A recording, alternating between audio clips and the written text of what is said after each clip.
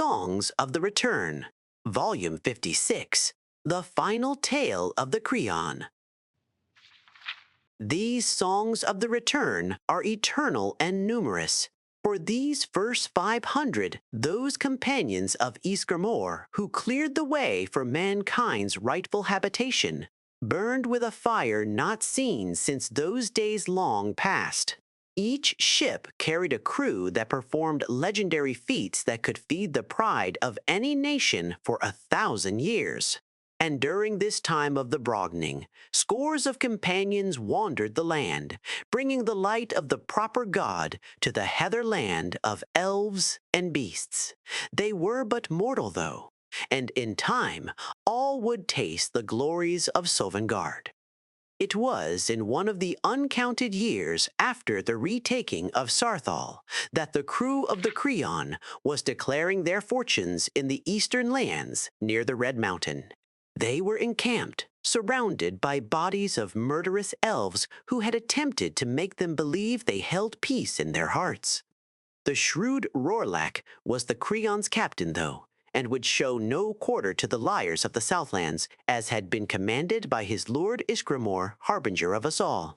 It was in this state of carousing that they were approached by a young and breathless messenger of their sister crew from the Kal Kayas. The boy, Askir, as his name is now sung, had ran unimaginable distance at breakneck speed from the blood-stained fields of the clouded sun to deliver the news to all who would hear. When he reached their camp, he bellowed a great sob before relieving his heart of the news that the mighty Ysgramor had breathed his last. Askir continued his swift run to inform the other crews as quickly as they could be found, for there were many now crawling the land, rendering our legacy from their deeds, and the camp of the Kryn descended into a mourning of the most forlorn sort.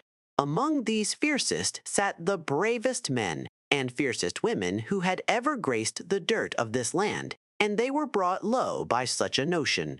While we in the dayshine know only of Ysgramor's glory as the gleams of history, these companions knew his might with their own eyes, and such a loss hangs so heavily on the heart that mere words cannot express the altering of their world.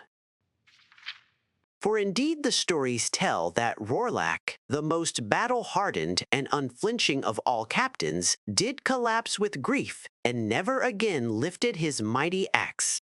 And all around Tamriel, as the news spread, as dark cloud washes from horizon to horizon, did brilliant lights go out in silent honor of their fallen general and war leader.